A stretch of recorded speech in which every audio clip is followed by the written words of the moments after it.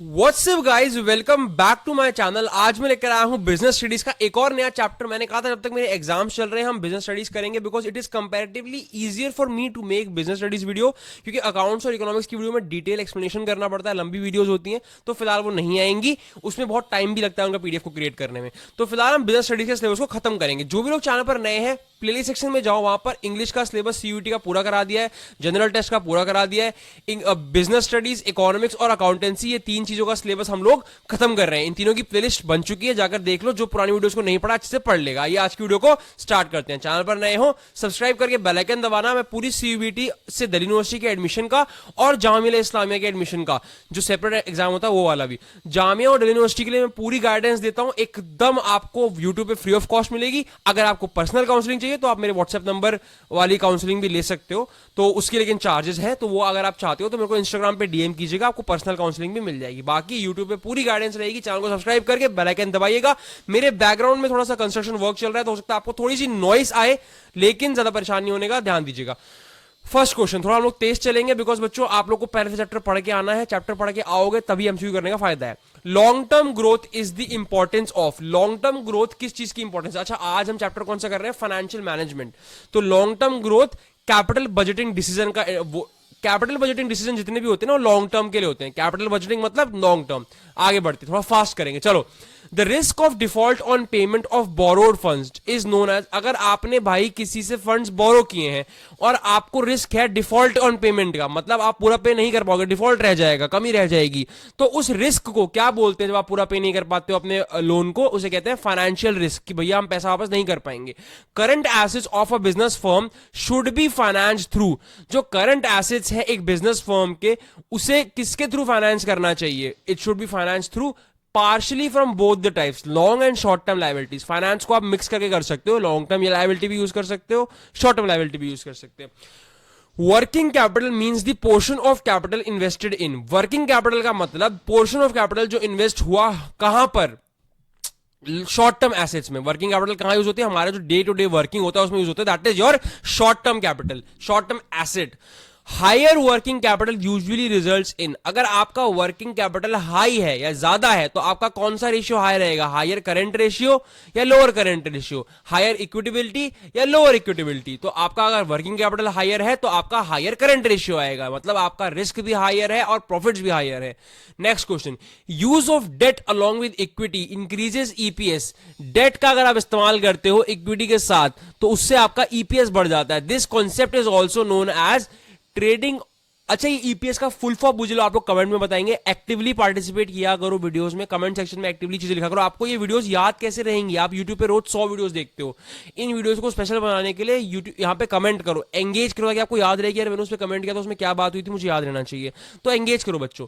तो डेट का अगर आप यूज करते हो इक्विटी के साथ अपना अर्निंग पर ईपीएस बढ़ाने के लिए, तो इस कॉन्सेप्ट को क्या बोलते हैं? It is called trading on equity. Next question, in financial management the procurement of funds is done for. Financial management में जो फंड्स का प्रोक्योरमेंट होता है, फंड्स का जुगाड़ जो करते हैं हम, फंड्स को जगह जगह से अरेंज करते हैं, हम जगह जगह से प्रोक्योर करते हैं, उसको क्या कहते, वो किस लिए किया जाता है?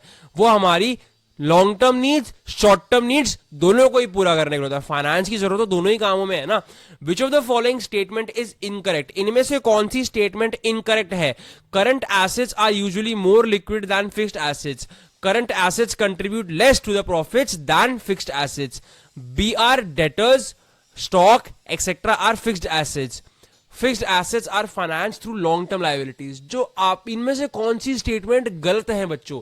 तो गलत है आपकी थर्ड स्टेटमेंट। आपके ये सब फिक्स्ड एसेट्स हैं, डेटर्स वगैरह, बीआर और stock not necessarily. Next question, the objective of financial planning is. Objective क्या है फाइनेंशियल प्लानिंग का? बहुत इंपॉर्टेंट क्वेश्चन है। Its objective is to ensure timely availability of funds and to avoid idle funds. यानी time पे funds available भी हो जाए और एक्सेस फंड्स जमा भी ना हो हमारे पास। Next question, dash is the strategic endeavour of borrowing money to invest in assets. Strategic endeavour जो है बोरो करने का मनी को टू इन्वेस्ट इन एसेट्स, वो क्या है? वो आपका है financial leverage. Financial leverage is the strategic endeavour of borrowing money to invest in assets. Next question. Dash refers to a situation when a company is not able to meet its fixed financial obligation.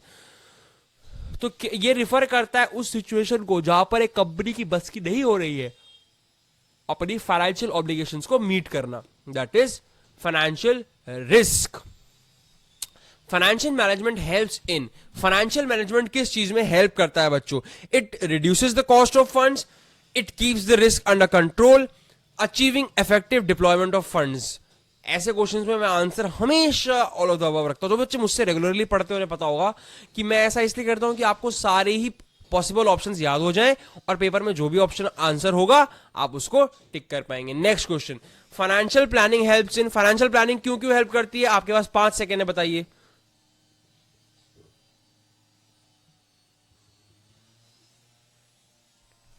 Financial planning भी इन सभी चीजों में help करती है. तो ध्यान रखना, सारे ही पॉइंट्स याद रखने हैं ताकि पेपर में कोई भी आए आप टिक कर पाओ. Next question. Financial leverage is called favourable if. Financial leverage को फेवरेबल कब कहते हैं, किस कंडीशन में?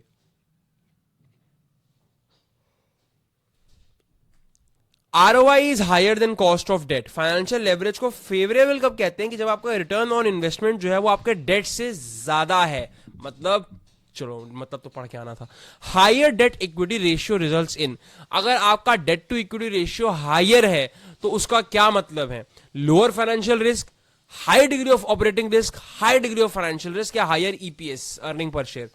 Higher degree of financial risk. आपका अगर debt to equity ratio higher आ रहा है मतलब आपका फाइनेंशियल रिस्क ज्यादा है बच्चों. Next question. है आंसर लग गया, कोई बात नहीं. The process of estimating the financial requirements of an organization, specifying the sources of funds and ensuring that enough funds are available at the right time is called. तो estimate लगाना एक company की financial requirements को, उसको मतलब और specify करना कि कहां से हम उसे लेंगे, तो ये सब कुछ आपकी प्लानिंग में आता है कि क्या जरूरत है, कहां से लाएंगे, सब कुछ आपकी प्लानिंग में आता है. Short term plans are also known as and are made for a period of. Short term plans को क्या कहते हैं और वो कितने पीरियड के लिए बनाया जाता है? 1 ईयर और लेस के लिए बनाया जाता है. और बजट कहते हैं उन शॉर्ट टर्म प्लान्स को भी. Next question. बजट होता है ना, हर साल नया आता है. In which case a company should go to opt for equity rather than debt. कौन से केस में कंपनी को इक्विटी चूज करना चाहिए डेट चूज करने की जगह? तो पहले और दूसरे कंडीशन में ऐसा होना चाहिए. अगर स्टॉक मार्केट राइज कर रहा है तो आप इक्विटी को चूज कीजिए, डेट मत लीजिए, क्योंकि रेट जो है स्टॉक मार्केट के बढ़ रहे हैं, महंगा पड़ेगा. If the firm has higher operating cost, अगर आपकी ऑपरेटिंग कॉस्ट ज्यादा है तब भी आप डेट मत लो भैया, आप रिस्क में बहुत आ जाओगे. Financial decisions impacts which of the following items of profit and loss account. जो फाइनेंशियल डिसीजंस होते हैं वो इंपैक्ट करते हैं इनमें से किस आइटम के प्रॉफिट एंड लॉस अकाउंट को? Interest, profit, tax, all of the above.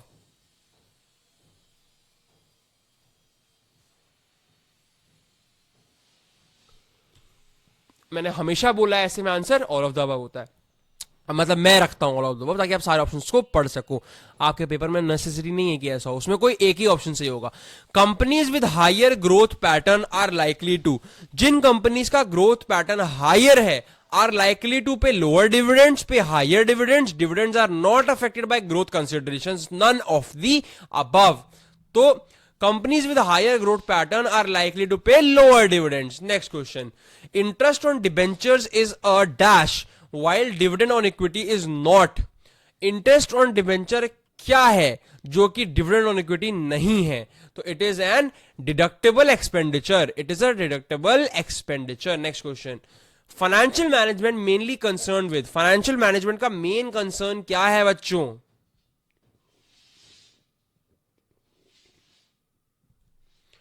All aspects of acquiring and utilizing financial resources for firms' activities. Financial management mainly concern किस चीज से है? All aspects of acquiring and utilising financial resources. But basically finance को manage कर रहे हो ना.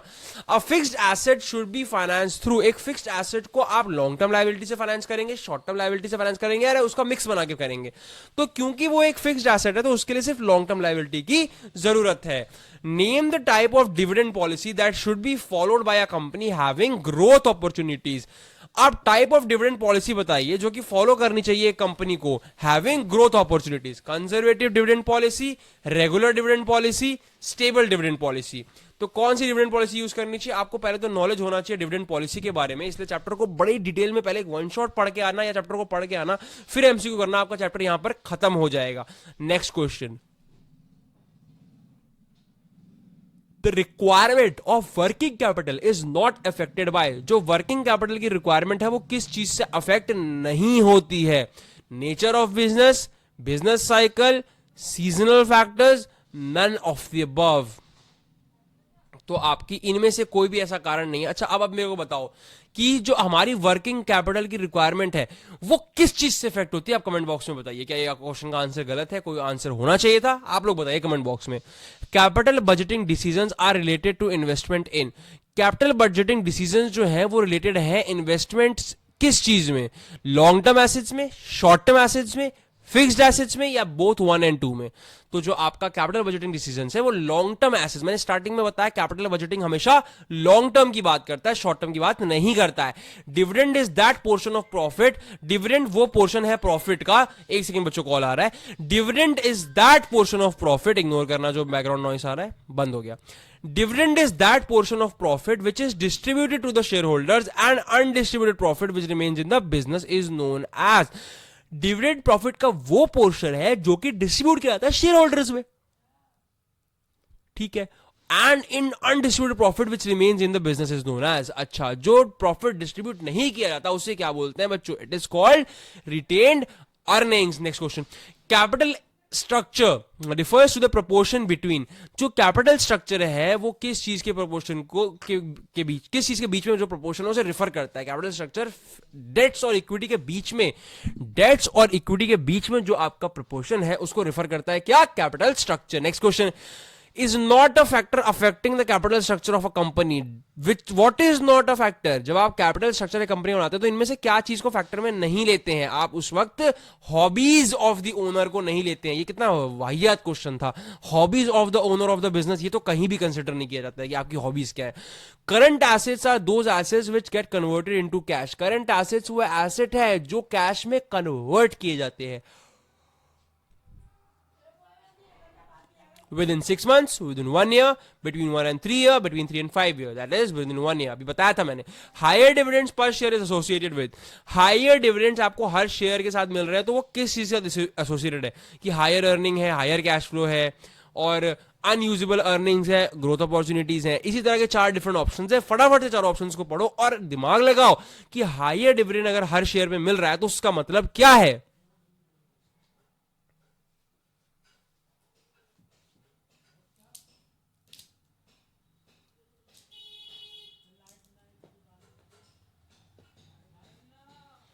तो उसका मतलब होता है high earnings, high cash flows, stable earnings and lower growth opportunities. Dividends पे बहुत ज्यादा पर शेयर मिल रहा है तो ग्रोथ नहीं होगी भैया।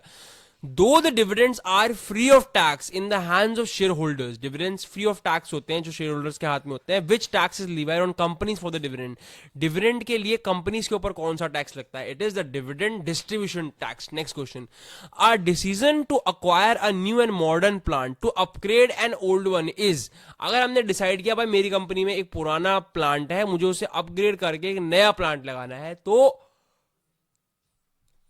it is an investment decision. Next question, is a factor affecting working capital requirement of a business? What is a factor affecting working capital requirement of a business? बच्चों इनमें से क्या वो फैक्टर है जो वर्किंग कैपिटल रिक्वायरमेंट को refer करता है? It is all of the above. मैं ऐसे क्वेश्चंस में आपको वो सारे फैक्टर्स बताना चाहता हूं जो आपके लिए जरूरी हैं। Next question, which of the following is the most important aim of financial manager? Financial manager का सबसे इंपॉर्टेंट एम इनमें से क्या है?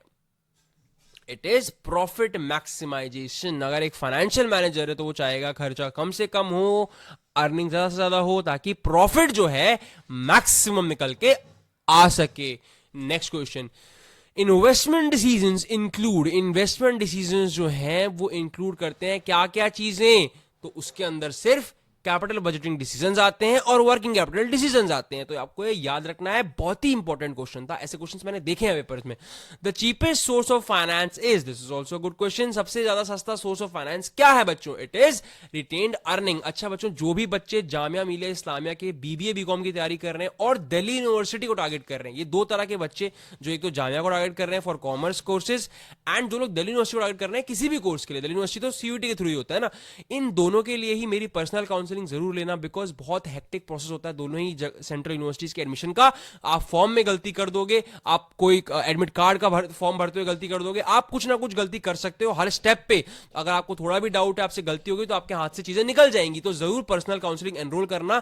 जामिया के बच्चों का पेपर अभी यहां से 4-5 महीने बाद है, पूरी प्रिपरेशन होगी, आगे जाके मॉक टेस्ट भी दिए जाएंगे, मॉक टेस्ट आपको बहुत सस्ते में मिल जाएंगे, आपको पूरी गाइडेंस दी जाएगी, फॉर्म भराया जाएगा, सारी अपडेट्स मिलेगी दिल्ली यूनिवर्सिटी वालों, सब कुछ आपका मैं करवाऊंगा। मिनिमम से मिनिमम फीस है, मेरे को इंस्टाग्राम पे डीएम करो, पर्सनल काउंसलिंग बैच, मैं आपको पूरी डिटेल्स वहां पर दे दूंगा। बहुत ही कम फीस में आपका अगले 6-7-8 महीने का पूरा साथी बनकर आपको गाइड करूंगा मैं पर्सनली। और बहुत ज्यादा बच्चों को मैं इस बैच में नहीं लूंगा, बिकॉज मैं पर्सनल गाइड करने वाला बंदा हूं, तो कितने लोगों को गाइड कर सकता हूं। तो बैच जल्दी ही फुल हो जाएंगे बच्चों, प्लीज चांसेस मिस मत करना। ऑलरेडी काफी बच्चों ने एनरोल कर लिया है, और जो अभी न्यू ईयर पे एनरोल करेंगे उन्हें मैं एक अच्छा सा ऑफ भी दूंगा। तो जरूर हमको मेरे को इंस्टाग्राम पे डीएम कीजिएगा। लिंक जो है आईडी का नीचे कमेंट बॉक्स में भी मिल जाएगा और डिस्क्रिप्शन में भी पिन है। बाकी मेरी आईडी omrai1104 है, आप इंस्टाग्राम पे सर्च भी कर सकते हैं।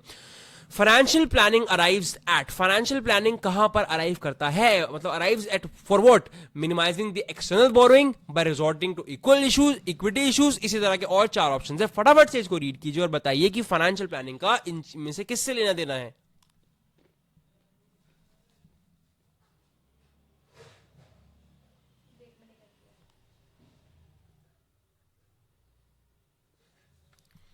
तो it is ensuring that the firm faces neither a shortage, faces होगा, what is faces, nor a glut of unusable funds। तो मैं स्टार्टिंग से बता रहा हूं हम प्लानिंग कर ही क्यों रहे हैं, कि भैया ज्यादा भी ना हो, वेस्ट ना हो, कम भी ना पड़े।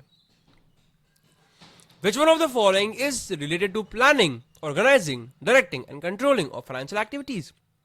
फाइनेंशियल एक्टिविटीज को प्लानिंग करना, ऑर्गेनाइज करना, ये हमारे चैप्टर्स के नाम नहीं है, ये planning, organising, directing and controlling of सिर्फ और सिर्फ फाइनेंशियल एक्टिविटीज की बात कर रहा है। उसके लिए आपका होता है financial management, this is different, okay. ये जनरल मैनेजमेंट की बात नहीं हो रही थी यहां पे। Which of the following is a factor affecting dividend decision? इनमें से क्या डिविडेंड डिसीजन को फर्क पड़ता है? ये सारे ही वो ऑप्शन है जिनसे फर्क पड़ता है, तीनों को याद कर लो, आपके पेपर में कोई एक आएगा, आप टिक करके आ जाइएगा। Next question, last 10 questions guys. Which of the following is not an example of fixed capital decision? जो भी बच्चा वीडियो में यहां तक आ गया ना, एक लाइक कर दो यार। आप पढ़ने में मेहनत कर रहे हो, मैं आपको पढ़ाने में बहुत मेहनत कर रहा हूं। मैं खुद एक कॉलेज का स्टूडेंट हूं, मेरे एग्जाम चल रहे हैं, उसके बीच में पीडीएफ टाइप करना, पीडीएफ को खुद पढ़ना पहले, फिर आपको पढ़ाना, it takes a lot of efforts, lot of time guys. तो आप लोग एक लाइक करने से आपको कुछ भी नहीं जाएगा, बट मुझे बहुत मोटिवेशन मिलती है कि यार बच्चे देख रहे हैं, एंगेज कर रहे हैं। कमेंट भी एक नीचे डाल दिया करो। Which of the following is not an example of fixed capital decision? इनमें से क्या एक एग्जाम्पल नहीं है फिक्स्ड कैपिटल डिसीजन का? Launching a new product line, investing in advance techniques of production, expenditure on research and development programmes, purchase of raw materials.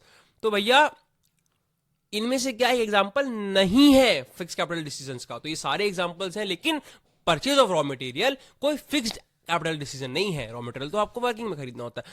The requirement for working capital will be more for a business concern manufacturing. अच्छा, जिन भी बच्चों को इन सारी videos के PDF चाहिए ना, वो भी सिर्फ पर्सनल काउंसलिंग बैच वालों के लिए अवेलेबल हो, तो पीडीएफ भी चाहिए तो अभी आपको उस केस में मुझसे गाइडेंस लेनी ही पड़ेगी। आगे बढ़ते हैं। The requirement for working capital will be more for a business concern manufacturing. तो भैया जो वर्किंग कैपिटल की रिक्वायरमेंट है वो ज्यादा होगी for a business concern manufacturing. जैसे कि बिस्किट हो या ऑटोमोबाइल हो, तो मैन्युफैक्चरिंग ज्यादा होती है ऑटोमोबाइल में। Next question, if ROI is more than the rate of interest in this case, ROI अगर ज्यादा है रेट ऑफ इंटरेस्ट से, यानी रेट ऑफ रिटर्न होगा यार, टाइपिंग एरर है इस क्वेश्चन में, आगे बढ़ जाते हैं। Long term financial planning is done for, long term financial planning किस केस के लिए की जाती है? वो करी जाती है 20 से 30 ईयर के लिए। A decision to acquire a new and modern plant to upgrade an old one is a, अगर आप एक डिसीजन लेते हो to acquire a new and modern plant to upgrade an old one, तो वो किस तरह का डिसीजन है? मैंने बताया था वो एक इन्वेस्टमेंट डिसीजन है, आप नया प्लांट खरीद रहे हो ना। Next question, which of the following is an objective of financial planning, इनमें से क्या फाइनेंशियल प्लानिंग का एक ऑब्जेक्टिव है? मैंने बताया है ऐसे क्वेश्चन में, okay this is a surprise, बच्चे अगर ऑल ऑफ द अबव टिक करते तो गलत हो जाता। लेकिन फाइनेंशियल प्लानिंग में ऑप्टिमल यूटिलाइजेशन ऑफ रिसोर्सेज भी होता है, लिंक प्रेजेंट विद फ्यूचर भी होता है, ensure availability of funds wherever required. तो इसका आंसर ही बच्चों ऑल ऑफ द अबव हो सकता है, ऑल ऑफ द अबव ही होगा मेरे हिसाब से। ये typing error, because utilisation of resources का भी बड़ा ध्यान रखा जाता है एंड प्रेजेंट को फ्यूचर से लिंक भी किया जाता है। मेरे हिसाब से इसका आंसर डी होगा। आप कमेंट करके बताइएगा आपको क्या लगता है।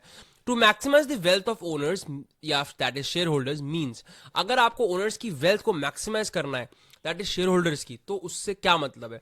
To maximise the risk, to minimise the risk of share holders, to maximise the shares of share holders. जब अगर आप को अपने शेयर होल्डर्स की वेल्थ को मैक्सिमाइज करना है तो उसके लिए आपको क्या करना पड़ेगा? उसमें आप क्या कर रहे हो? आप उसकी current price of equity share of the company को मैक्सिमाइज कर रहे हो। क्या कर रहे हो? Current price of equity share को मैक्सिमाइज कर रहे हो। Decisions related to investment in fixed assets are popularly known as, जो decisions है related to investment in fixed assets, इन्हें popularly क्या बोला जाता है? It is called capital budgeting decision. It is also popularly known as a capital budgeting decision. Other things remaining the same, an increase in the tax rate on corporate profits will, अगर बाकी सारी चीजों को same रखा जाए और सिर्फ tax rate को बढ़ा दिया जाए तो उससे कॉर्पोरेट के प्रॉफिट पे क्या फर्क पड़ेगा? It will make debt relatively cheaper, it will make debt relatively cheaper, सस्ता हो जाएगा डेट लेना। Last question guys, conservative dividend policy is mainly used by the company having, जो कंजर्वेटिव डिविडेंड पॉलिसी है वो मेनली यूज की गई है कंपनी के द्वारा जिसके पास क्या है? जिसके पास है आपका हाई ग्रोथ रेट, वही लोग कंजर्वेटिव डिविडेंड पॉलिसी यूज करते हैं। आपका अगला चैप्टर आने वाला है रिकॉन्स्टिट्यूशन ऑफ पार्टनरशिप फर्म, जिसमें रिटायरमेंट और डेथ की बात करेंगे। एडमिशन की बात हमने पहले ही कर ली थी, तो इसका वीडियो अगला आएगा। चैनल को सब्सक्राइब करके बेल आइकन दबाइएगा। जो भी बातें मैंने वीडियो में कही है वीडियो को 2 बार देख के अच्छे से याद कर लीजिएगा। अगर आपको कोई हेल्प चाहिए हो तो आप पर्सनल काउंसलिंग बैच ले सकते हैं, फीस बहुत ही मिनिमल है। इंस्टाग्राम पे मुझे कांटेक्ट कीजिए। बाकी don't forget to subscribe the channel and thanks for coming till the end of the video. Thank you so much guys, bye bye.